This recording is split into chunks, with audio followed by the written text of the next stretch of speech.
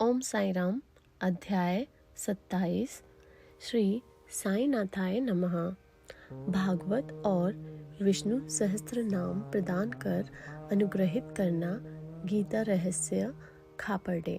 इस अध्याय में बतलाया गया है कि श्री साईं बाबा ने किस प्रकार धार्मिक ग्रंथों को कर स्पर्श से पवित्र कर अपने भक्तों को पारायण के लिए देकर अनुग्रहित किया तथा और भी अन्य कई घटनाओं का उल्लेख किया है। प्रारंभ। जनसाधारण का ऐसा विश्वास है कि समुद्र में स्नान कर लेने से ही समस्त तीर्थों तथा पवित्र नदियों में स्नान करने का पुण्य प्राप्त हो जाता है। ठीक इसी प्रकार सद्गुरु के चरणों का आश्रय लेने मात्र से तीनों शक्तियाँ ब्रह्मा, विष्णु और महेश और पर ब्रह्म को नमन करने का श्रेय सहज ही प्राप्त हो जाता है। श्री सच्चिदानंद साईं महाराज की जय हो। वे तो भक्तों के लिए काम कल्पतरु, दया के सागर और आत्मानुभूति देने वाले हैं। हे साईं, तुम अपनी कथाओं के श्रवण से मेरी श्रद्धा जागृत कर दो। घनघोर वर्षा ऋतु में जिस प्रकार चातक पक्षी स्वाति नक्षत्र की केवल एक बूंद का पान कर प्रसन्न हो जाता है, उसी प्रकार अपनी कथाओं के सार सिंधु से प्रकटित एक जल कण का सहस्त्रांश दे दो, जिससे पाठकों और श्रोताओं के हृदय तृप्त होकर प्रसन्नता से भरपूर हो जाएं। शरीर से स्वेद प्रवाहित होने लगे, आंसुओं से नेत्र परिपूर्ण हो जाए, प्राण स्थिरता पाकर चित्त एकाग्र हो जाए और पल पल पर रोमांच हो उठे, ऐसा सात्विक भाव सभी में जागृत कर दो। पारस्परिक वैमनस्य तथा वर्ग उपवर्ग और भेदभाव नष्ट कर दो, जिससे वे तुम्हारी भक्ति में सिसके, बिलखे और कंपित हो उठे। यदि ये सब भाव उत्पन्न होने लगे तो इसे गुरु कृपा के लक्षण जानो। इन भावों को अंतःकरण में उदित देखकर गुरु अत्यंत प्रसन्न होकर तुम्हें आत्मानुभूति की ओर अग्रसर करेंगे। माया से मुक्त होने का एकमात्र सहज उपाय अनन्य भाव से केवल श्री साईं बाबा की शरण जाना ही है। वेद वेदांत भी माया रूपी सागर से पार नहीं उतार सकते। यह कार्य तो केवल सद्गुरु द्वारा ही संभव है। समस्त प्राणियों और भूतों में ईश्वर दर्पण करने के योग्य बनाने की क्षमता केवल उन्हीं में है। पवित्र ग्रंथों का प्रदान। गत अध्याय में बाबा की उपदेश शैली की नवीनता ज्ञात हो चुकी है। इस अध्याय में उसके केवल एक उदाहरण का ही वर्णन करेंगे। भक्तों को जिस ग्रंथ विशेष का पारायण करना होता था, उसे वे बाबा के कर कमलों में भेंट कर देते थे, और यदि बाबा उसे अपने कर कमलों से स्पर्श कर लौटा देते तो वे उसे स्वीकार कर लेते थे। उनकी ऐसी भावना हो जाती थी कि ऐसे ग्रंथ का यदि नित्य पठन किया जाएगा तो बाबा सदैव उनके साथ ही होंगे। एक बार काका महाजनी श्री एकनाथी भागवत लेकर शिरडी आए और श्यामा ने ये ग्रंथ अध्ययन के लिए उनसे ले लिया और उसे लिए हुए वे मस्जिद में पहुंचे। तब बाबा ने ग्रंथ श्यामा से ले लिया और उन्होंने उसे स्पर्श कर कुछ विशेष पृष्ठों को देखकर उसे संभाल कर रखने की आज्ञा देकर वापस लौटा दिया। श्यामा ने उन्हें बताया कि यह ग्रंथ तो काका साहेब का है और उसे उन्हें वापस लौटाना है। तब बाबा कहने लगे कि नहीं, ये ग्रंथ तो मैं तुम्हें दे रहा हूँ, तुम इसे सावधानी से अपने पास रखो, यह तुम्हें अत्यंत उपयोगी सिद्ध होगा। कुछ दिनों के पश्चात काका महाजनी पुनः श्री एकनाथी भागवत की दूसरी प्रति लेकर आए और बाबा के कर कमलों में भेंट कर दी, जिसे बाबा ने प्रसाद स्वरूप लौटाकर उन्हें भी उसे सावधानी से संभाल कर रखने की आज्ञा दी।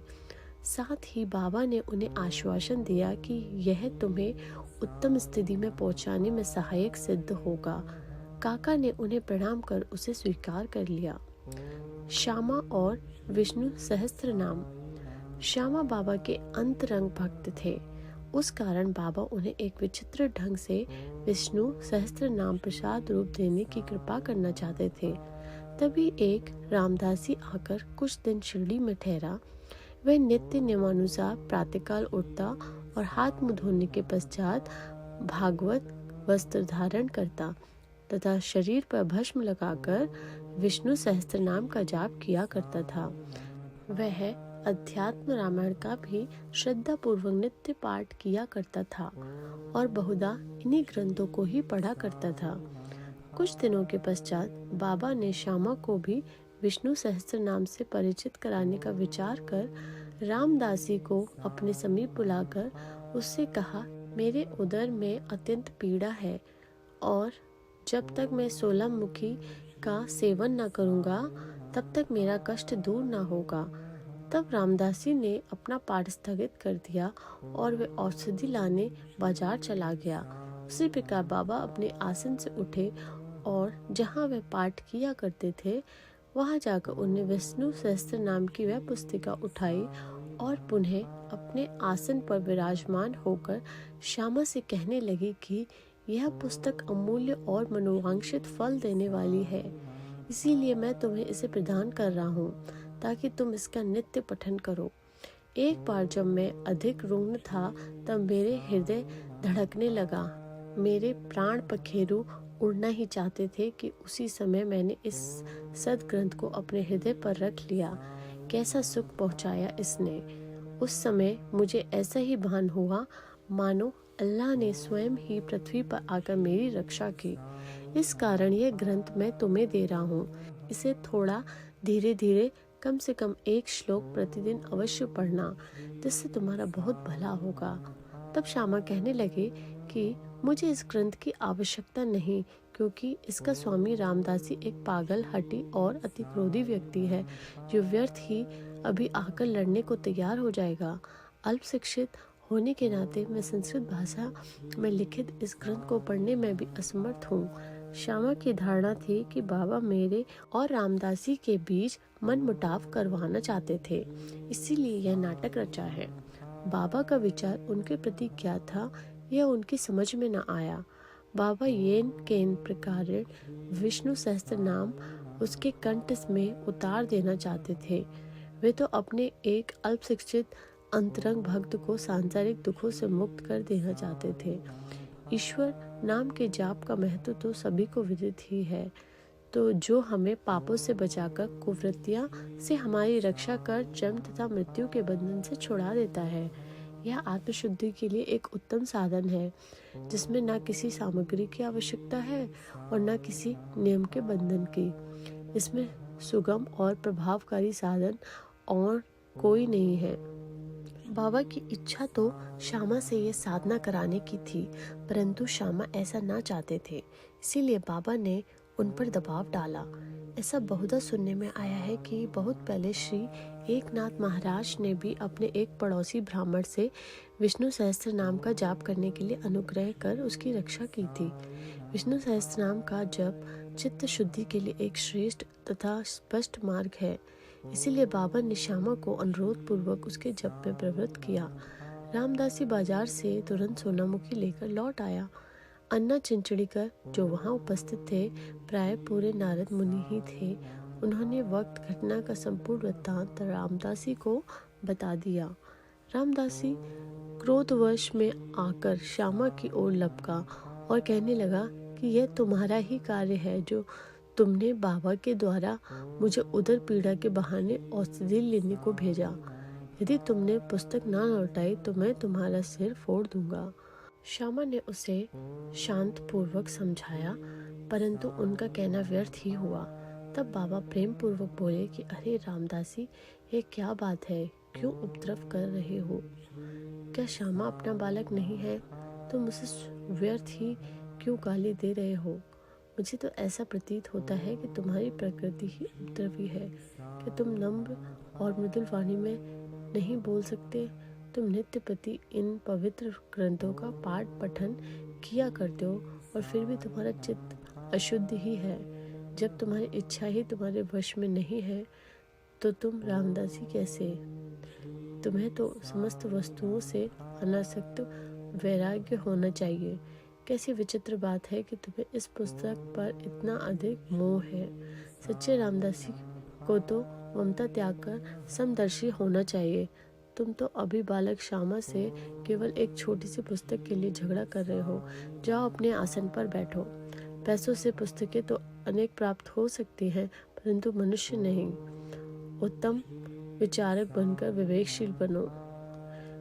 पुस्तक का मूल्य ही क्या है और उससे श्यामा को क्या प्रयोजन।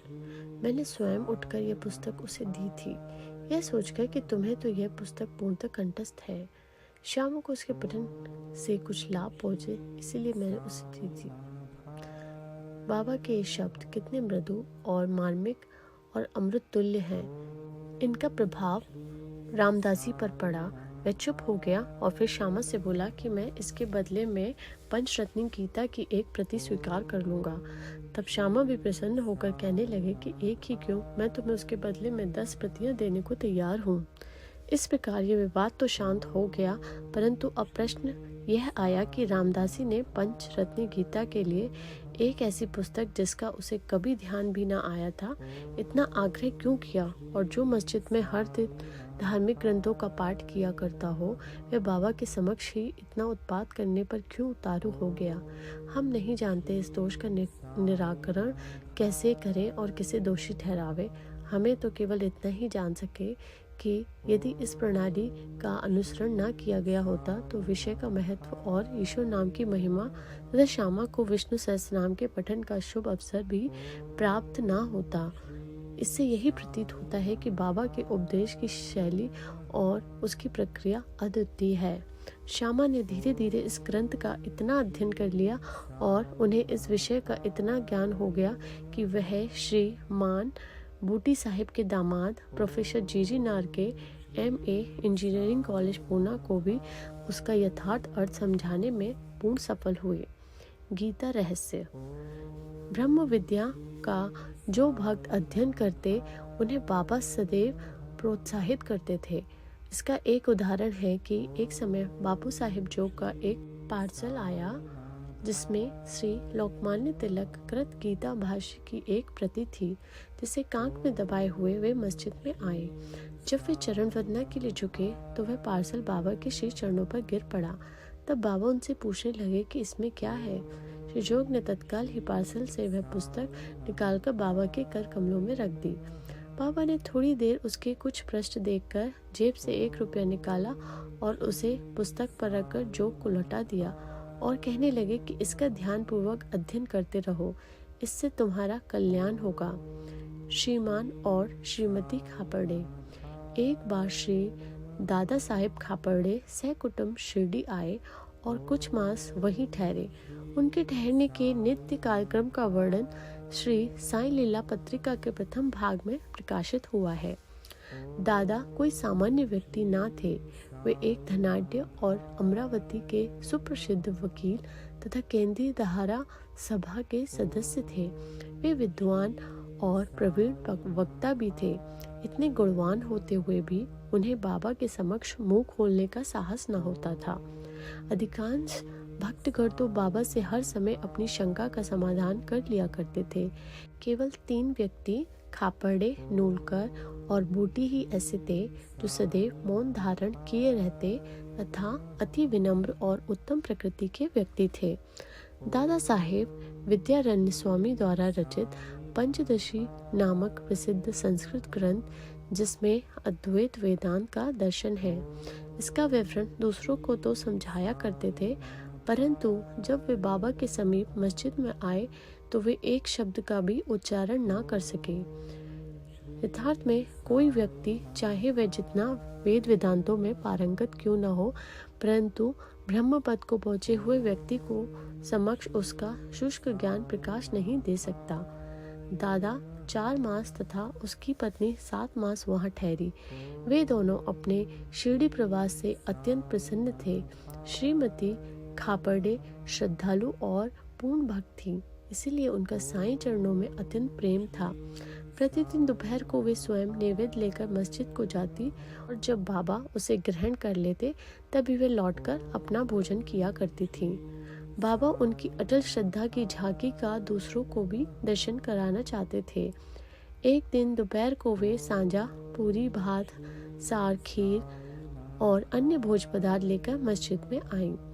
और दिनों तो भोजन प्राय घंटों तक बाबा की प्रतीक्षा में पड़ा रहता था, परंतु उस दिन वे तुरंत ही उठे और भोजन के स्थान पर आकर आसन ग्रहण कर लिया और थाली पर से कपड़ा हटाकर उन्होंने रुचिपूर्वक भोजन करना आरंभ कर दिया। तब श्यामा कहने लगे कि यह पक्षपात क्यों? दूसरों की थालियों पर तो आप षष्ठी तक नहीं डालते, उन्हें उल्टे फेंक देते हैं, परंतु आज इस भोजन को आप बड़ी उत्सुकता और रुचि से खा रहे हैं। आज इस बाई का भोजन आपको इतना स्वादिष्ट क्यों लगा? यह विषय तो हम लोगों के लिए एक समस्या बन गया है। तब बाबा ने इस प्रकार समझाया, सचमुच ही इस भोजन में एक विचित्रता है। पूर्व जन्म में यह बाई एक व्यापारी की मोटी गाय थी जो बहुत अधिक दूध देती थी। पशु योनि त्याग कर इसने एक माली के कुटुंब में जन्म लिया। उस जन्म के उपरांत फिर ये एक क्षत्रिय वंश में उत्पन्न हुई और इसका ब्याह एक व्यापारी से हो गया। दीर्घ काल के पश्चात इनसे भेंट हुई है, इसीलिए इनकी थाली में से प्रेम पूर्वक 4 ग्रास तो खा लेने दो। ऐसा बतलाकर बाबा ने पेट भर भोजन किया और फिर हाथ मुंह धोकर तृप्ति की 4-5 डकारे लेकर वे अपने आसन पर पुनः आ विराजे। फिर श्रीमती खापर्डे ने बाबा को नमन किया और उनके पाद सेवन करने लगे। बाबा उनसे वार्तालाप करने लगे और साथ साथ उनके हाथ भी दबाने लगे। इस प्रकार परस्पर सेवा करते देख श्यामा मुस्कुराने लगे और बोला कि देखो तो, यह एक अद्भुत दृश्य है। भगवान और भक्त एक दूसरे की सेवा कर रहे हैं। उनकी सच्ची लगन देखकर बाबा अत्यंत कोमल तथा मृदु शब्दों में अपने श्रीमुख से कहने लगे कि अब सदैव राजा राम का जप किया करो, और यदि तुमने इसका अभ्यास क्रमबद्ध किया तो तुम्हें अपने जीवन के ध्येय की प्राप्ति अवश्य हो जाएगी। तुम्हें पूर्ण शांति प्राप्त होकर अत्यधिक लाभ होगा। आध्यात्मिक विषयों से अपरिचित व्यक्तियों के लिए यह घटना साधारण सी प्रतीत होगी, परंतु शास्त्रीय भाषा में यह शक्तिपात के नाम से विदित है, अर्थात गुरु द्वारा शिष्य में शक्ति संचार करना। कितने शक्तिशाली और प्रभावकारी बाबा के वे शब्द थे जो एक क्षण में ही हृदय कमल में प्रवेश कर गए और वहां अंकुरित हो उठे। यह घटना गुरु शिष्य संबंध के आदर्श की द्योतक है। गुरु शिष्य दोनों एक दूसरे को अभिन्न जानकर प्रेम और सेवा करनी चाहिए, क्योंकि इन दोनों में कोई भेद नहीं है। वे दोनों अभिन्न हैं और एक ही है, जो कभी पृथक नहीं हो सकते। शिष्य गुरुदेव के चरणों पर मस्तक रख रहा है, यह तो केवल एक बाह्य दृश्यमान है। आंतरिक दृष्टि से दोनों अभिन्न है और एक ही है, तथा जो उनमें भेद समझता है वह अभी अपरिपक्व और पूर्ण ही है। श्री सद्गुरु साईं नाथार्पणमस्तु। शुभम भवतु। ओम साई राम।